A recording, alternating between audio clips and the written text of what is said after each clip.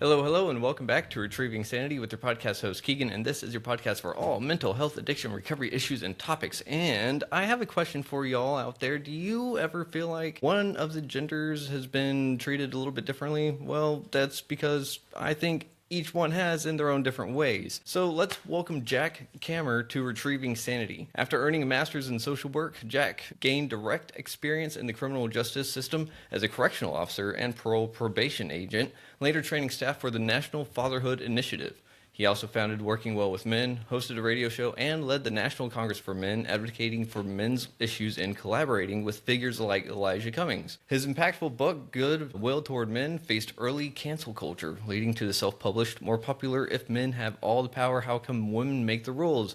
And he's been recognized for addressing gender bias within the social work profession. So Jack, how are you doing today? I am doing very well, especially after that really good introduction. You nailed it in a very few seconds, but you hit the high points.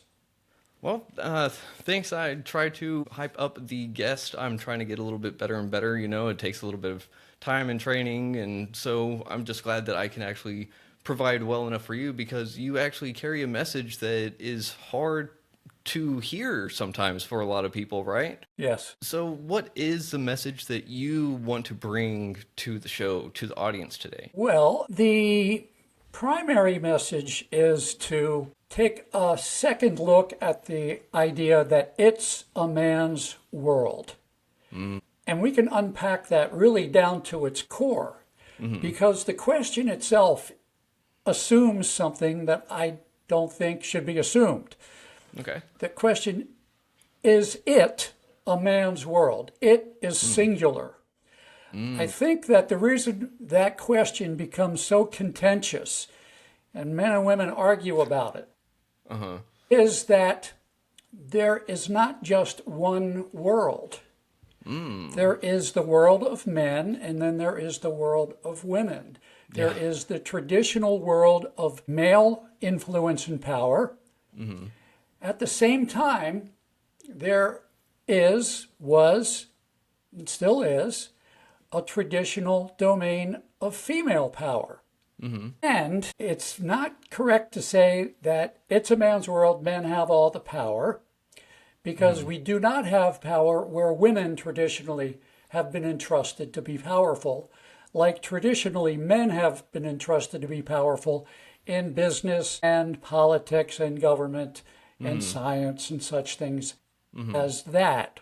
So the main message is this. With that as the foundation, the main message is this. We have done a pretty good job over the past 50, 60 years of opening up the traditional male domain to the skills and talents and desires and wishes and fulfillment of women. Women have done very well in the traditional male domain. Yeah. When women first started saying they wanted to be lawyers and doctors and astronauts, oh man, that was a crazy idea. And a lot of people push back on that immediately. Oh, you know, like you're violating your natural calling to be a mother and to stay home and take care of your children. There might be something wrong with you, young lady, if you want to be a lawyer. Yeah, you want to argue all day instead of make people feel good all day? That's not right. Now, similarly, we need to get started. Well, we've started, but we need to get much better. We need to accelerate. We need to put a lot more gas in the tank and get much more intentional about making it just as feasible, just as possible, just as respectable, just as non-remarkable for boys and men to not want to be in the traditional male sphere of business and politics and competition and making money. And allow men and boys who are interested. Not every man and boy is going to be interested, just like not every woman and girl was interested in being a lawyer or a doctor or an astronaut. But for those men and boys who are interested, and I should say in the context of your show, and whose mental health would be supported by the option to be a person who spends his time in relationships. And and contributing to relationships and benefiting from relationships and being more involved with the big red heart, which is the symbol that I think is at the center of the female power structure, just like a dollar sign is at the top of the male power structure. Yeah. And so, we need to make it okay and possible and supported in custom and in law, if necessary, for boys and men to be full citizens in the traditional female domain, just as we have succeeded pretty well in making women full citizens in the traditional male domain. That's it. That's my story, and I'm sticking with it. Fair enough. That is a strong story and a very strong mission to be taking on seemingly by yourself, because that is definitely something that resonates with me, because I didn't really fit in the whole stereotypical male mold, and so it always left me feeling a little bit like, well, if I don't fit in that mold, where do I fit? And then I don't really have a mold, so I'm still kind of in this weird space of well, I'm just going to make a space, and if it fits, it fits, Yes. So. And somewhere along the line, I'll bet, I know it was true for me, somewhere along the line you will have at least the temporary thought, maybe I have a personal problem. Yeah, no, yeah. Maybe I'm a misfit and a malcontent and I have a personality disorder, and maybe I'm just a bad person, and maybe I should just shut up. Yeah, I'm unlovable. I should just shut up and grind through it and pretend that I would be very happy taking the next available job I can find. And if it's selling insurance that I don't really have any interest in, well, at least I'll be making money and I'll be doing what people expect me to do. And so the pressure will be off, even though I really will hate my job. Yeah. No, you nailed it right on the head with all that, because it is right there. It's, if I don't fit a certain mold, if I don't fit people's ideas, then where do I belong? If I don't belong in this, then I have to kind of make a space. If that space I make isn't accepted, then that essentially tells me, hey, just shut up and take what is there for you. And if you don't like those options, that's tough. That is all there is. And it's well, but that doesn't really make a lot of sense, right? No, and it doesn't make for a lot of mental health for men and boys either. No, right? It doesn't. No. The idea that I have been thinking a lot about lately and talking a lot about lately is the idea of the alpha male. Yeah. And I remember as a kid, and even as an adult, watching the Discovery Channel, and on the Discovery Nature shows, they'll show as the intro to the show, two rams, two big sheep, longhorn rams, banging their heads against each other, right? I mean, and having a battle to the death for the purpose of deciding which one is going to get to have sex with the available females in the herd, or whatever you call a group of rams. And I knew that I was not going to be an alpha male in that sense of being able to bang heads and defeat a physically stronger creature. But then again, immediately I also thought, but I don't really want to be that kind of an alpha male. That's not really something I really want to excel at. Competition is good and it's fun, but not 24/7, 365 and 366 on leap years. It can be a lot of stress. A lot of men and boys enjoy competition, but they also have a creative streak. And so, rather than being people who are expected to compete against other people on something that's already been developed or devised or invented, or made, I'm going to be creative. And I'm going to be creative in my work, in my art, in my relationships, in my thoughts, in my hobbies. And that's, I don't need to be the top I don't need to be at the top. But in the alpha male situation, if you're not at the top, You're at the bottom. you're dead Yeah. because you got Yeah. killed. You got killed. So, it's very binary. Either you're at the top or you're at the bottom. Yeah. The idea that I like to talk about these days is the idea of not being an alpha male whose only letter on his keyboard is A, but rather to be an alphabet male. An alphabet male with 26 keys that allow you to express every freaking word in the English language. And in some languages you would need more than 26 keys, I think, because they have accents and all that stuff. But whatever you need to express yourself is the alphabet that you should have. And as men, we are reluctant to claim our alphabet because the ideal for men is the A. Yeah. Yeah. And that's... I feel that. Yeah, and we got to change that. We got to make it better for men and boys to assert that, to claim that, to be proud of that, to say this is what makes me happy, and I'm not going to listen to you telling me that it's not what real men do. Yeah, because what is a real man, anyways? Well, I have a definition for that. You want to hear my definition of a real man? Love to hear your definition. Yes. Okay, a real man is a man who does not care at all about anybody else's definition of a real man. Oh, I love that. That is great, because you're just saying, screw what y'all think about what I should be. I'm just going to be me. Exactly. And, just being me can be, a tricky situation, a tricky problem in our culture, because there's so much static around what it is to be a man and how narrow the path can be.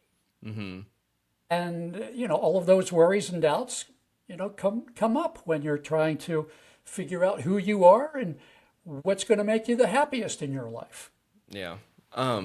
Real quick, I got a little bit of a tangent. It is a question that has to go along with the whole alpha male premise. Did you see that $18,000 alpha male boot camp that was going on? No. You didn't? I did not. Do you want to tell me? Please tell me. I can show you a small video. Please. Here, let me 18K alpha male boot camp. It is ridiculous.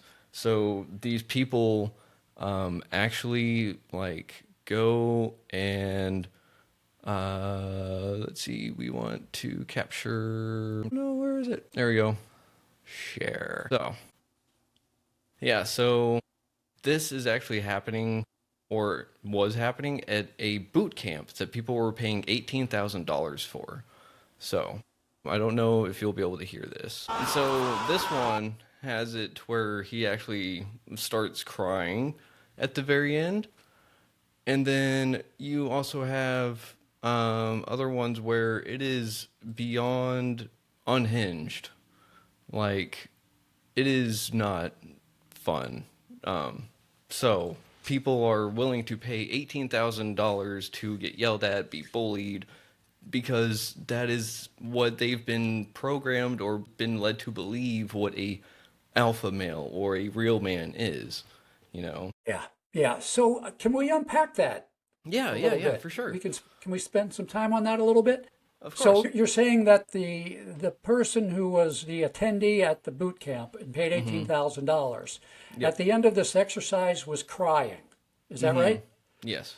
Okay, well, now that really is kind of interesting. I thought so too. Because you wouldn't think that if he has supposedly found his alphaness, the first thing he would do would be to cry. Unless there's a very interesting definition of alphaness that, I'm not aware of, that this boot camp follows. And it's also worth wondering, what were the emotions he was feeling when he was crying. Some sense of relief, I would think. I would hope. Yeah. Yeah. Sorry, go ahead. No, I was just going to say there's a. We probably shouldn't assume that this camp is wacky from this one little clip. From one clip, no. You've seen a bunch of them? There's a lot more. Yeah. Like, real quick. So this one is a 4 minute and 15 seconds long, and it shows all the different things that they're doing to become alpha males. And it's stuff that does not, like, I can send you the link so you can view it in your own time. Would you be able to include it in your podcast and show it to me now? Yeah, for sure. So we'll go ahead and we'll get this one pulled back up. So we're going to do sharing this screen again. We're going to include the audio on this one. And so this one is the $18,000 Alpha Male Bootcamp, was shut down after turning into an online joke and now runs programs for kids. So this is a compilation of actual footage from there. I'm not sure what's going on here. Is that enough for you? Yeah, suppose so. It's you would know what your audience would like. So we can stop now if you want. I do have one thought I'd like to talk with you about. Sure, go ahead. Well, what I noticed that I thought was surprising, sort of like it was surprising that the first fellow started crying. The boot camp trainer was encouraging. That might be too soft of a word, too gentle of a word, but he wanted the attendee to expose his fear. Now, again, that sort of seems anomalous for an alpha male to be encouraged to show his fear or to have any fear. Do you have any thoughts about what was going on with that and why they want him to expose his fear? Well, the only thing that goes through my head is that if you're not afraid of anything, nothing is going to stop you. And that's the toxic masculinity kind of mindset that I can think of, because whenever I think about it logically after going through recovery or being in recovery after addiction and stuff, fear is a motivator if used properly. It is something that is supposed to push me and tell me, hey, these are the pitfalls, the dangers, so be careful here, avoid them, but be aware of your surroundings. Fear is essential. Without fear, if I say I'm not afraid of anything, I will rush head first into situations and get myself and those around me into big trouble. So, okay, so that's pretty interesting, and something that comes to mind listening to what you just said is that I'm reminded that I have heard that courage is not being fearless. Courage is doing what you need to do despite your fear. Yeah. Sort of the idea that you mentioned about fear can be essential for keeping you safe and help. Okay. Well, so that is pretty interesting. I don't think I would pay $18,000 for that experience. How about you? No, I wouldn't even pay $1 for that. Yeah, I wouldn't pay 18 cents probably, really. No. But I wonder how did they market it? I mean, what did they? I think this is only through complete conjecture. This is from what I've seen on Reddit, other internet message boards and stuff. So I'd have to just say that they were marketing it to be for increase your manhood or this, that, or another. And I honestly don't like saying it, but it feels more like a Ponzi scheme or a pyramid scheme of sorts, where it's like you're preying on the people that are going to be willing to do this because they want to get ahead in life. And they're honestly not sure what other road to take. So call them vulnerable, if you will, but I think they're more desperate, so I don't know. Yeah, it seems like it's offering a promise that isn't really connected to reality. Because, as I understand it, the latest research into what makes a successful man in the time of civilization.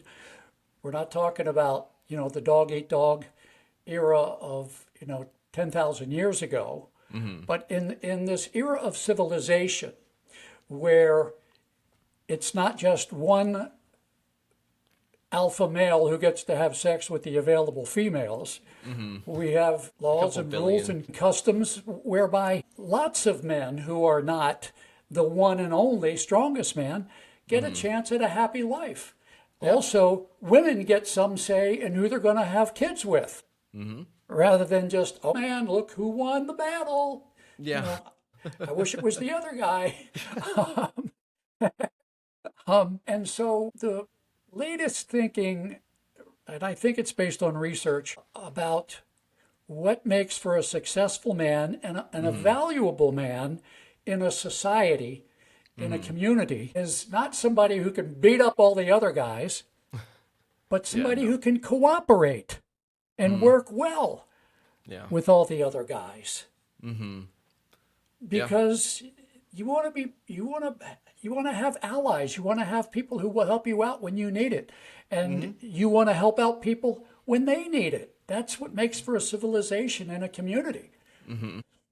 And so the idea of spending $18,000 to allow yourself to think that you don't fucking need anybody is kind of like counterproductive.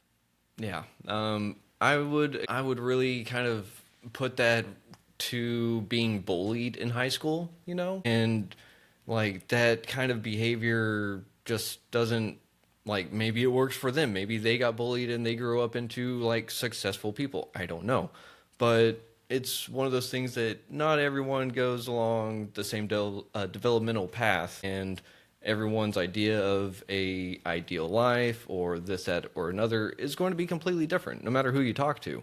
My ideal life is going to be different than your ideal life, just like anyone in my audience is not going to agree with anyone else in your audience, or so on and so forth, on the exact same thing for any number of issues or reasons. And yes, I do believe that as men, we have that partial responsibility to kind of like let other guys know, like, hey, you aren't that teenager that's invincible anymore.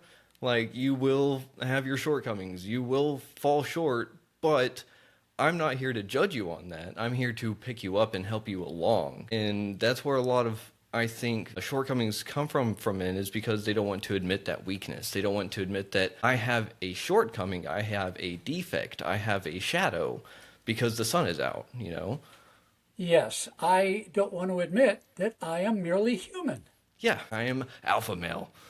Yeah, well, and even more than alpha male, I am like an alpha male who is perfect in every way. Yeah. Every way. So, a robot? Yeah. Some science fiction phantasm. So I want to mention one more thing about the idea of alphabet males. So yes, alphabet males don't want the choice of being either at the top or the bottom. Nobody wants to be at the bottom. No. Only one person in the contest is going to be at the top. But rather than think of ourselves as having two options in one contest, we can think of ourselves as each claiming our own space, where we get to decide which way is up, which way is down, which way is left, which way is right, who are my friends, who do I trust, who do I feel most in sync with, and then with all of the web of relationships, you're connected to everybody. Yeah. Maybe one or two or three hops away. So you're not interested in being at the bottom. Being an alphabet male doesn't mean you accept being at the bottom. Yeah. If you feel like you're at the bottom, well, then you probably feel like maybe that's really not something you even want to have in your life because you're no good at it. So I'll go devote my time to something else that makes me feel better. Yeah. So I think the idea of alphabet males is sort of I think it provides a more hopeful future than the idea of going somewhere to have somebody yell at you and make you, I don't know, and make you cry. Yeah, for sure. Yeah. An alphabet male, if I were to like envision it in a really simplistic manner to help other people get the idea, would be like the alpha male would be like the spire piece to like a Lego tower, and the alphabet male would be like every other Lego piece that can go anywhere else it needs to go, you know? Okay. So Well, now I think Lego was out when I was a kid. Actually, we had Lincoln Logs and American Bricks. That's what I played with. I had those too. I don't really know about that piece that you say it was a fire piece? A spire, like a tower spire. Okay. So it's just like a little cone. Okay. So it'd be the last piece to be put on because it's the Okay. showcase or whatever. Got it. Got it. Like So at the top of the Empire State Building or maybe the yep, steeple of a church? yeah, yeah, exactly. Wonder how You many don't. kids are building churches with Lego blocks these days. I have no idea. That would be an interesting question Yeah. because I know like you can turn a lot of different Lego sets into what they're not supposed to be. So I'm sure someone out there is doing a whole bunch of random buildings that happen to be churches. Good, good. Well, I've seen recent articles that young men are turning to church and returning to church in pretty significant numbers these days.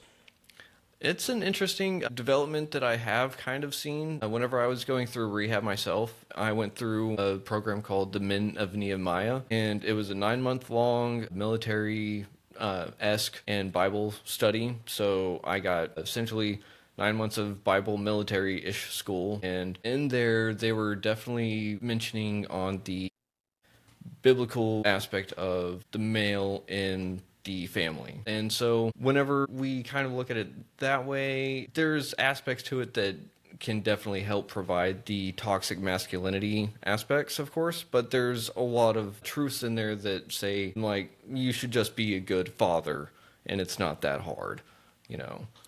Okay, So, so it sounds like it's using tried and true formulas for being a happy and healthy, successful, loving, valuable man that is based on some old traditions, somewhat by definition conservative traditions, but in the if the alternative is to have no traditions of what it is to be a man, the Nehemiah approach is a whole lot better.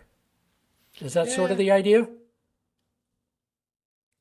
kind of, because with Nehemiah, it's taking people off the streets, essentially, getting them out of abuse, substance abuse, alcohol abuse, domestic abuse, whatever you may call it. So essentially, it's saying that you're broken, you've lost your place, we'll help you find it again, kind of thing. I don't line up with that ideology and everything in some regards, but I can definitely say that there is a lot of truths out there that are objective in nature that whenever they are applied correctly, they actually have a whole lot of beneficial good to them. And they're not hard to either replicate, to dispense, or to embody, you know? And that's the thing is that we're trying to reinvent the wheel, and it's not reinventing the wheel, it's refining. And there's a difference there, right? Sounds good to me. Sounds good to me. I do sometimes talk about the idea of men reinventing themselves That's always a good one. in the sense that women were able to reinvent themselves to be both the traditional mother, but also an astronaut Uh-huh. if they wanted to be, Yeah. or a soldier, or a doctor, or a lawyer, or a scientist.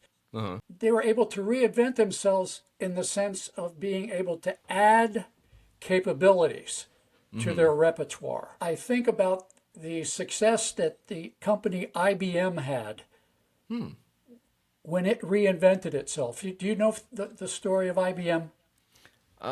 You know, it sounds really, really familiar. I'm sure I've read it through Wikipedia rabbit holes. So if you mention it, the may start ringing a lot, but why don't you go ahead and break it down for Okay. me? So IBM, of course, was a computer company. They made hardware. They made, I think it was called big iron or heavy iron or something. Big room-sized computers. Yeah. And they were cleaning up. They were the biggest game in town. They were doing well. But things change.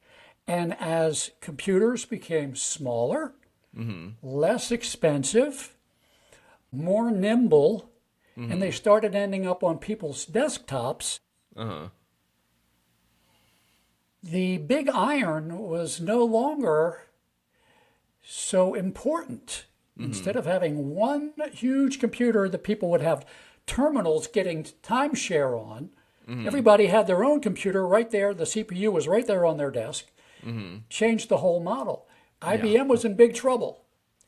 They reinvented themselves. How? How did they do it? It was a big pivot. And a lot of people said it was crazy and they shouldn't do it.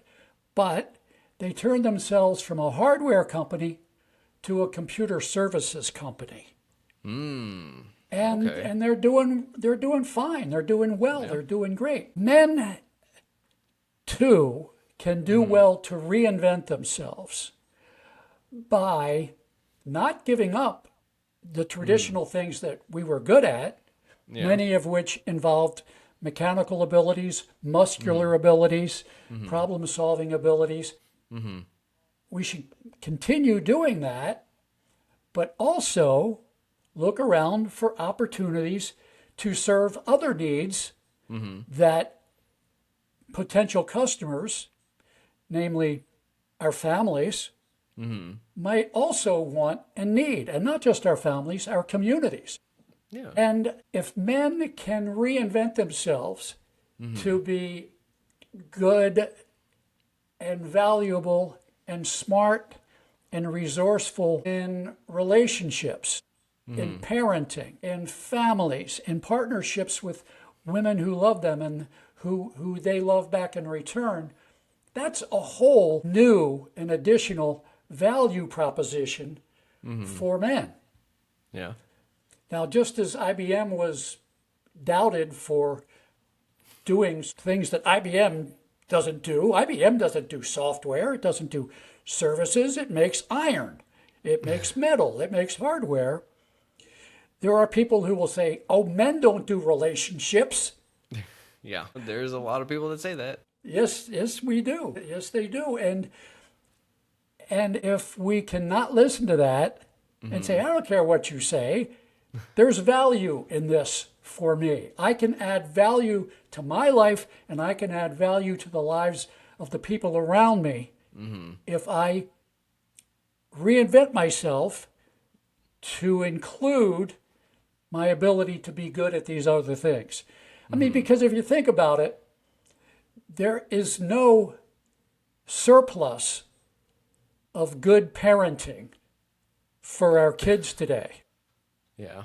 And if men can demonstrate that they are every bit as valuable to their kids as mothers are, which is, I think, pretty well demonstrated by the science, not that fathers and mothers parent in the same way, it's because they parent in different ways that they're so strong together, Yep.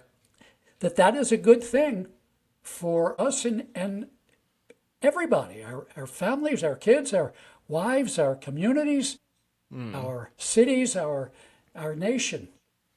And it involves men doing things that we haven't traditionally done, but there's a bazillion things that men haven't traditionally done that we don't even think about now. Like, here's some examples.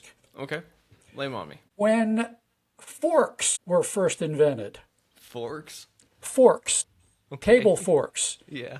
the utensils on your table, when they were first introduced in Britain by a nobleman who had been to Italy and seen these things, and he brought some forks home and introduced them to England, he was ridiculed because real men eat with their hands. Yeah. Wristwatches. Look, I got a wristwatch. You got a wristwatch? Okay, there might be something wrong with you, Keegan. Me too. Aw, I already Yeah, knew it. me too. Wristwatches were once considered effeminate until World War One, when the fighter pilots in those bi-wing biplanes, when those were very rudimentary machines, the pilots needed to know how long they had been flying so they could get an idea of how much fuel they had left to get back to their base. Yep. Well, back in that time, it was traditional for men to carry pocket watches. Yeah. Well, the pilots couldn't can't be, really get fumbling there. around reaching into their. Yeah, it was much easier just to be able to go. Oh, I got 8 minutes left to get back to wherever I'm supposed to be to refuel. So when the non-fighter pilots saw the pilots wearing these things called wristwatches, well, suddenly it became okay for them to wear wristwatches too. Because very obviously these fighter pilots were not quote unquote effeminate. They were big and manly. They were manly. Yeah. So that's an example. Umbrellas used to be considered effeminate. Long sleeve shirts used to be considered effeminate. Football helmets used to be considered effeminate. Yep, I do remember that. You really do need to have the flexibility to be who and what we want and need to be. I agree wholeheartedly. And here's one for you, and you probably know, you may not know, but for example, makeup products such as eyeliner or literally anything like cosmetic wise, those were originally made for men, I did not know that. Yeah, like back in ancient Egypt and stuff like that. And I mean, let's see. Let's just ask Gemini real quick. Gemini Google. Was makeup originally made for men? And we got. It wasn't made exclusively for men or women, but men have used makeup for millennia, often for practical, spiritual, or status-related reasons alongside women. So ancient Egypt, ancient Rome, Elizabeth's England, 18th century France, and various cultures have all had men predominantly use makeup. So there we go. I mean, time marches on, and it changes. things change.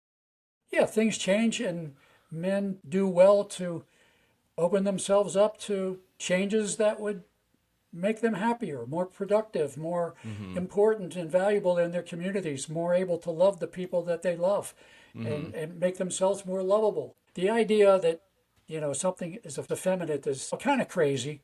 I think that if I were starting a band, I don't even play anything but a radio. But if I were starting a band, I think Considered Effeminate would be a great name for a band.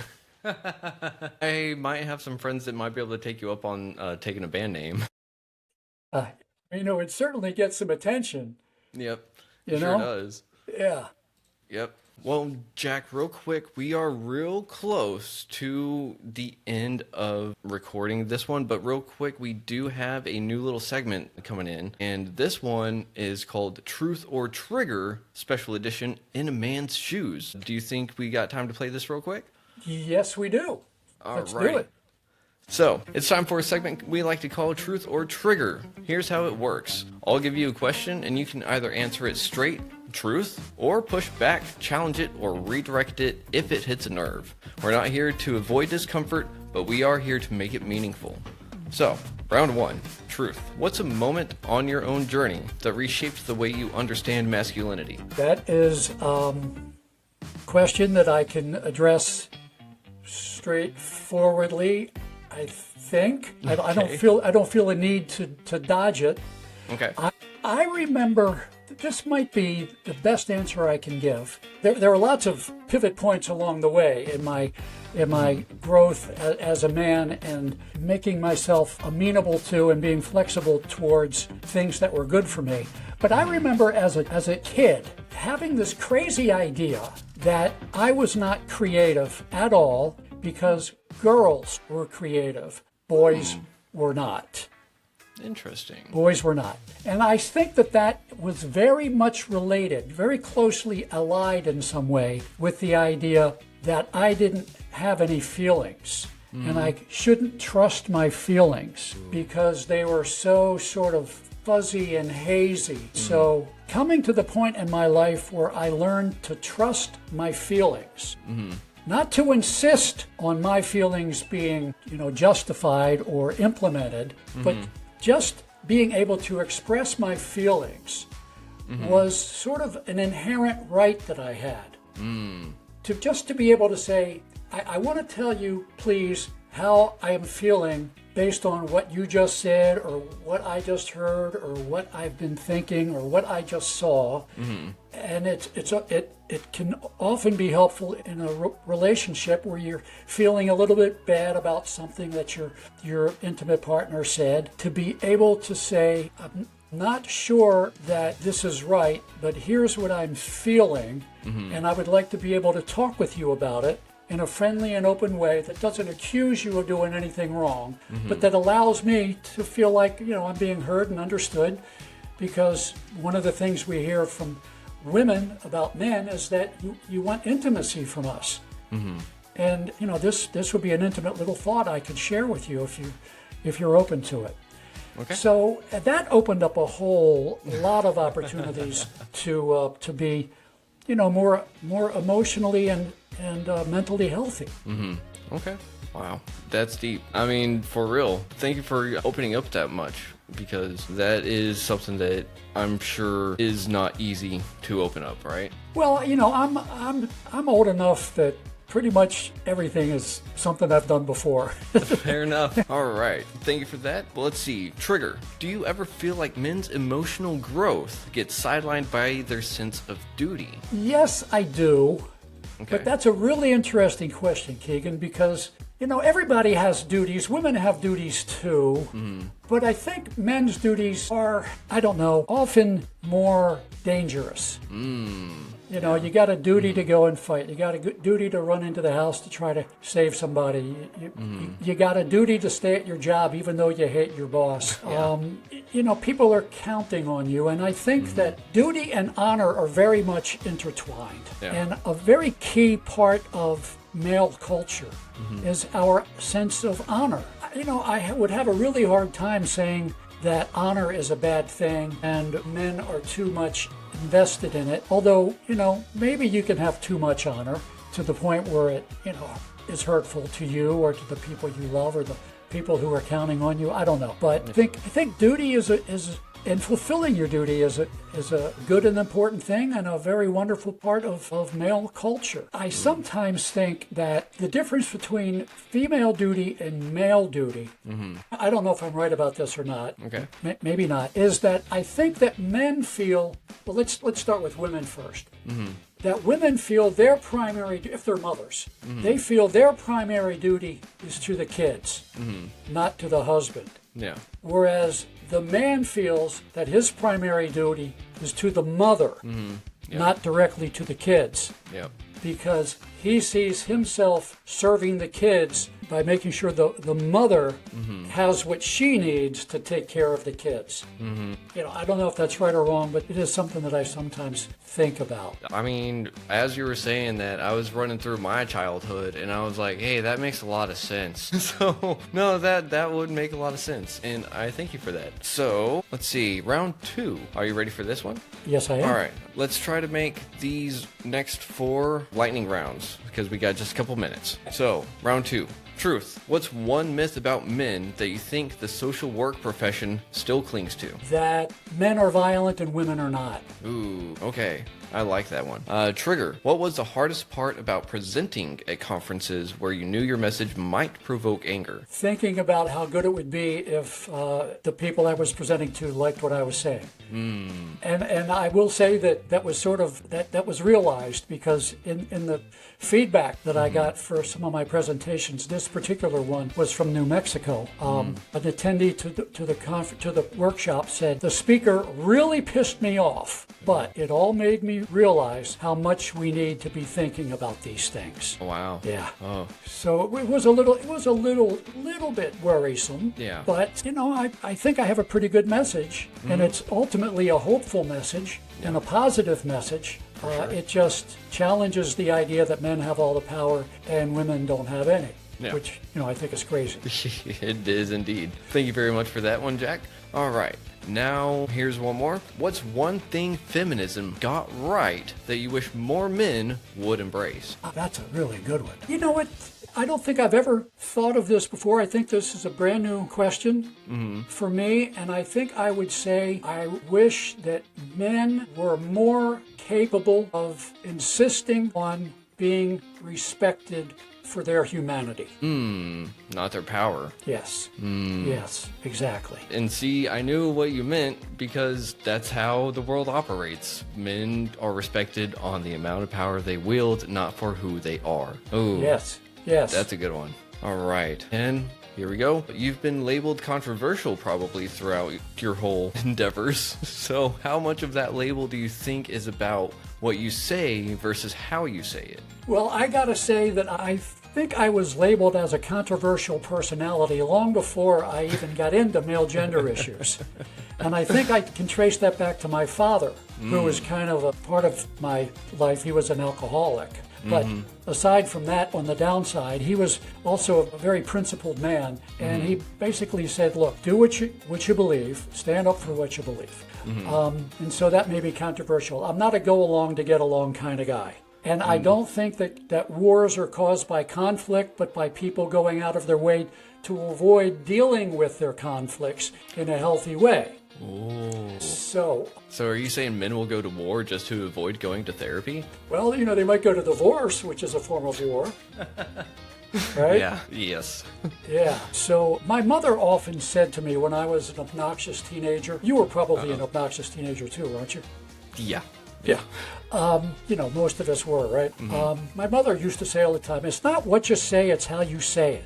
So yeah, even before I was interested in men's issues, I used to hear that. I do think that my default position was sort of friendly. The first thing I did in male gender issues was to do a radio show. And the radio show was a weekly show about what's really going on with men. And at the time I started it in 1983, there was a TV show called Phil Donahue. You ever heard that? Yep. Okay, so Phil Donahue was very much about relationships and, and trying to explain men to women and can't we all just get along. My show was sort of kind of like that at the start.